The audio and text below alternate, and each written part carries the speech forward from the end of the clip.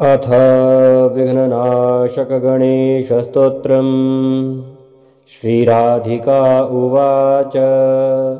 परं धाम परं ब्रह्म परेशं परमेश्वरं विघ्ननिघ्नकरं शान्तं पुष्टं कान्तमनन्तकं सुरासुरेन्द्रैः सिद्धेन्द्रैः स्तुतं स्तौमि परात्परम् सुरपद्मदिनेशं च गणेशं मङ्गलायनम् इदं स्तोत्रं महापुण्यं विघ्नशोकहरं परं यः पठेत् प्रातरुत्थाय सर्वविघ्नात् प्रमुच्यते।